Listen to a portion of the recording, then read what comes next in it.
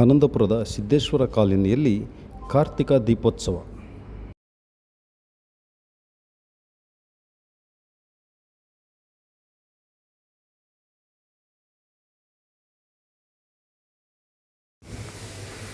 ಕರ್ನಾಟಕ ರಾಜ್ಯ ಅರಣ್ಯ ಕೈಗಾರಿಕಾ ಅಭಿವೃದ್ಧಿ ನಿಗಮದ ಅಧ್ಯಕ್ಷರು ಹಾಗೂ ಶಾಸಕರಾದ ಗೋಪಾಲಕೃಷ್ಣ ಬೇಳೂರವರು ಆನಂದಪುರದ ಸಿದ್ದೇಶ್ವರ ಕಾಲೋನಿಯಲ್ಲಿ ನಡೆದ ಕಾರ್ತಿಕ ದೀಪೋತ್ಸವದಲ್ಲಿ ಪಾಲ್ಗೊಂಡು ದೇವರಲ್ಲಿ ನಂಬಿಕೆ ಇರಬೇಕು, ಮೂಢನಂಬಿಕೆ ಇರಬಾರದು ಎಂದು ತಿಳಿಸಿದರು.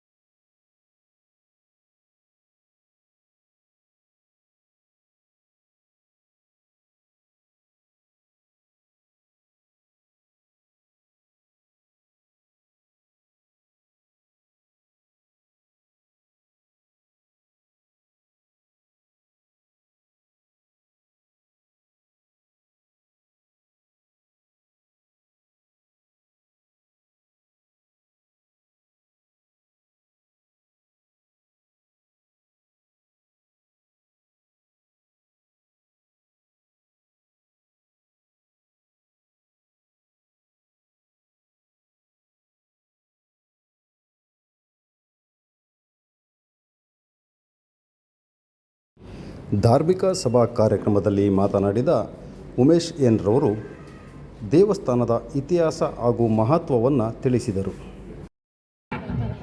ಸುಮಾರು 300 ವರ್ಷಗಳ ಇತಿಹಾಸ ಈ ದೇವಸ್ಥಾನಕ್ಕಿದೆ. ಒಂದು ಸಣ್ಣ ಗೋಪುರ ತರ ಇತ್ತು. ಹೆಮ್ಮೆ ಅನ್ಸತ್ತೆ, ನಮ್ಮ ತಂದೆ ಇದನ್ನ ಒಂದು 60 ವರ್ಷದಿಂದ ಪೂಜೆ ಮಾಡ್ತಾ ಬಂದಿದ್ರು. ಈ ಒಂದು 10 ವರ್ಷದ ಕೆಳಗೆ ಇದನ್ನ ಎಲ್ಲ ಊರವರು ಸೇರಿ ಗೋಪುರ ನಿರ್ಮಾಣ ಮಾಡಿ ಅಲ್ಲಿಂದ ಪೂಜೆ ಪುನಸ್ಕಾರವನ್ನು ಬ್ರಾಹ್ಮಣರಿಗೆ ವಹಿಸಿದ ಮೇಲೆ ತುಂಬಾ ಅದ್ಭುತವಾಗಿ ಪೂಜೆ ಪುನಸ್ಕಾರ ನಡೀತಾ ಎಲ್ಲರೂ ಇದನ್ನು ಅಭಿವೃದ್ಧಿ ಹೊಂದಿದ್ದಾರೆ. ಇಂಥ ಒಂದು ದೇವಸ್ಥಾನ, ಇಷ್ಟೊಂದು ವಿಶಾಲವಾದ ಜಾಗ ಇರುವಂತಹ ದೇವಸ್ಥಾನ ಅನಂತಪುರ ಸುತ್ತಮುತ್ತ ಎಲ್ಲೂ ಇಲ್ಲ. ಸುಮಾರು 2 ಎಕರೆ ಜಾಗವನ್ನ ಈ ಒಂದು ದೇವಸ್ಥಾನ ಹೊಂದಿದೆ.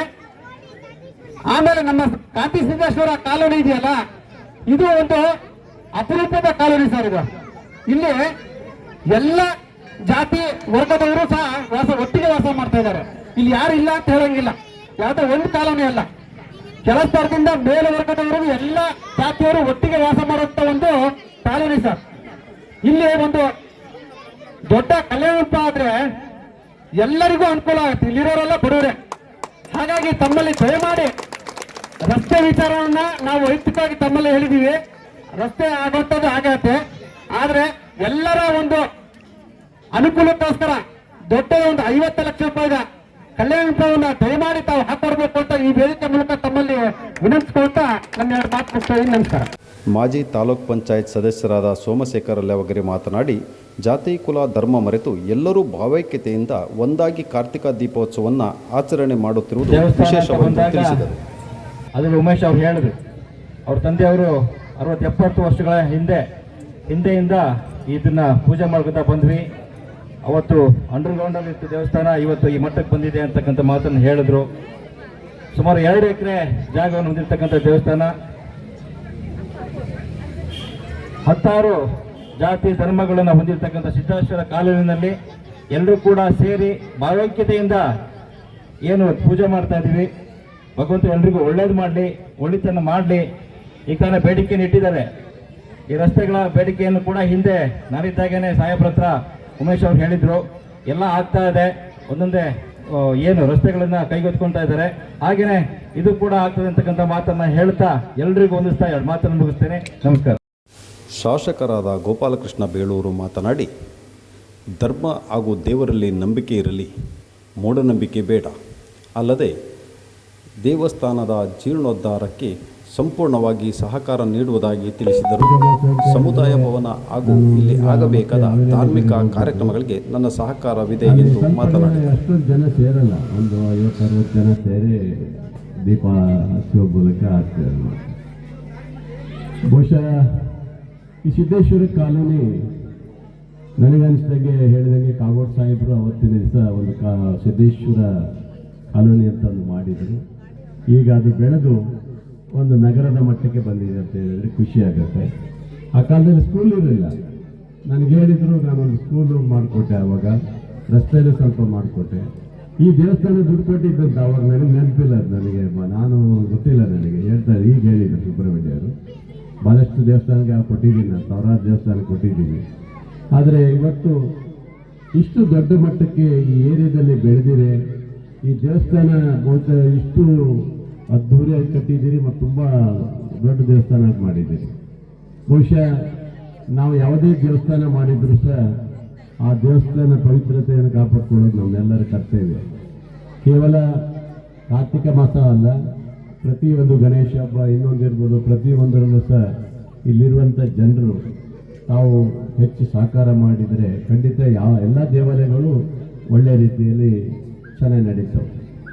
ದೇವರಂತ ಶನನೆ ದೀಪಾವಳಿಯಲ್ಲಿ ದೀಪ ಹಚ್ಚಿದ್ದೀವಿ, ಆ ಬೆಳಕು ಎಲ್ಲರ ಮನೆಗೆ ಬರುತ್ತೆ, ಅದು ನಿಮ್ಮ ಮನೆಯ ಬೆಳಕಾಗುತ್ತೆ ಅಂತ ನಾವು ತಿಳ್ಕೊಂಡಿರ್ತೀವಿ. ಈಗ ಕಾರ್ತಿಕ ಮಾಸದಲ್ಲಿ ಮತ್ತೆ ಹೋಗಿ ದೀಪ ಹಚ್ಚುತ್ತೀವಿ ಅಂತ ಹೇಳಿದರೆ ಇದು ಮತ್ತೆ ನಮ್ಮ ಮನೆಯ ಬೆಳಕು ಯಾವಾಗಲೂ ದೀಪದ ಮೂಲಕ ಹಚ್ಚಬೇಕು, ದೀಪ ಬೆಳಕಾಗಿರಬೇಕು. ಆ ಭಗವಂತನ ದಯೆ ಸದಾ ನಿಮ್ಮಲ್ಲಿ ಇರಬೇಕನ್ನೋ ಉದ್ದೇಶದಿಂದ ಮಾಡಿರ್ತೀವಿ. ಅದೇ ಕೇಳೋದಷ್ಟೇ, ಕ್ರೂರಿ ಬಂದು ದೇಶ ಅಜಾವ್ಯರ್ಥ ಮಾಡಿ ಹೋಯಿತು, ಮತ್ತೆ ಅಂತ ಮಹಾಕ್ರೂರಿ ಬರಬಾರ್ದು. ಈ ದೇಶ ಸುರಕ್ಷಿತವಾಗಿರಬೇಕು, ನಮ್ಮ ನಾಡು ಸುರಕ್ಷಿತವಾಗಿರಬೇಕು, ನಮ್ಮ ತಾಲೂಕು ಚೆನ್ನಾಗಿರ್ಬೇಕು ಅಂತ ಹೇಳಿದ್ರೆ ಆ ಭಗವಂತನ ಕೈ ಮುಗಿದಾಗ ಎಲ್ಲವೂ ಸರಿಯಾಗುತ್ತೆ ಅಂತ ನಾವು ತಿಳ್ಕೊಂಡಿರ್ತೀವಿ. ಆ ಭಗವಂತ ನಿಮಗೆಲ್ಲ ಏನು ಬೇಡ್ಕೊಂಡಿದ್ದೀರಿ ಅದೆಲ್ಲವನ್ನು ಕೊಡಲಿ. ನಮ್ಮ ಹೆಣ್ಣು ಮಕ್ಕಳು ಏನಿದ್ದಾರೆ, ನಮ್ಮ ವಿದ್ಯಾರ್ಥಿನಿಯರು, ಅವರಿಗೆ ಒಳ್ಳೆ ರಿಸಲ್ಟ್ ಕೊಡಲಿ ಅಂತ ಹೇಳ್ಬೋದು. ಇವತ್ತು ಸಾಕಲ್ಲ, ಇನ್ನೇ ಜಾಸ್ತಿ ಆಗಿಲ್ಲ. ಹಾಗೆ ನಂಬಿಕೆ ವಿಶ್ವಾಸ ಬಹಳ ದೊಡ್ಡದು. ನಾವು ನಂಬಿರುವಂಥ ಯಾವುದೇ ದೇವರಿದ್ರು ಸಹ ಒಂದು ಮರದಲ್ಲಿ ಒಂದು ಕುಂಕುಮ ಹಾಕಿ ಅಲ್ಲೇನಾದ್ರು ಪೂಜೆ ಮಾಡಿದ್ರು ಸಹ ದೇವರು ಅಂತ ನಾವು ಕೈ ಮುಗಿಯುವಂಥ ನಾವೆಲ್ಲರೂ ಭಕ್ತಿ ಪ್ರಧಾನವಾದಂಥ ಭಾರತ ದೇಶದಲ್ಲಿ ನಾವು ಎಲ್ಲ ದೇವರುಗಳಿಗೆ ಹೆಚ್ಚು ಆದ್ಯತೆ ಕೊಡ್ತೀವಿ. ಹಾಗೆ ಇವತ್ತು ಸಣ್ಣದಿರುವಂಥ ಈ ಈಶ್ವರನ ದೇವಸ್ಥಾನ ಇಷ್ಟು ದೊಡ್ಡಕ್ಕಾಗದಂತ ಇಲ್ಲಿರುವ ಭಕ್ತಾದಿಗಳೇ ಕಾರಣ. ಇವತ್ತು ಅನ್ನ ಸಂತರ್ಪಣೆ ಮಾಡಿದ್ರಲ್ಲ ನಮ್ಮ ಯಾರು ಶ್ರೀಧರು ದಂಪತಿಗೆ ಅಭಿನಂದನೆ ಸಲ್ಲಿಸೋಣ. ಅವರು ಯಾವುದೇ ಥರ ಪ್ರೇರಣೆ ಆಗುತ್ತೆ.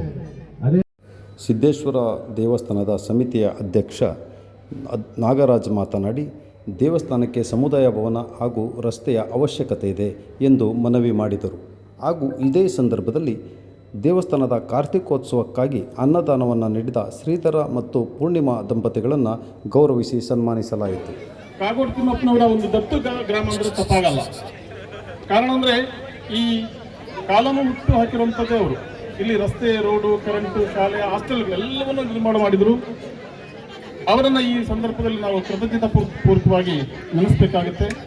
ಜೊತೆಯಲ್ಲಿ ಸಾಹೇಬರ ಅವಧಿಯಲ್ಲಿ ಕೂಡ ಒಂದು ರೋಡು ಮತ್ತು ಒಂದು ಸ್ಕೂಲು ಈ ಸಿದ್ದೇಶ್ವರ ಕಾಲೋನಿ ಬಂದಿದೆ. ಇದನ್ನು ಕೂಡ ನಾವು ಈ ಸಂದರ್ಭದಲ್ಲಿ ನೆನೆಸಬೇಕಾಗುತ್ತೆ. ಹಾಗೆ ಈ ವರ್ಷ ಸಾಹೇಬರ ಅನುದಾನದಲ್ಲಿ ಈ ದೇವಸ್ಥಾನಕ್ಕೆ 3 ಲಕ್ಷ ಅನುದಾನವನ್ನು ಕೊಟ್ಟಿದ್ದಾರೆ.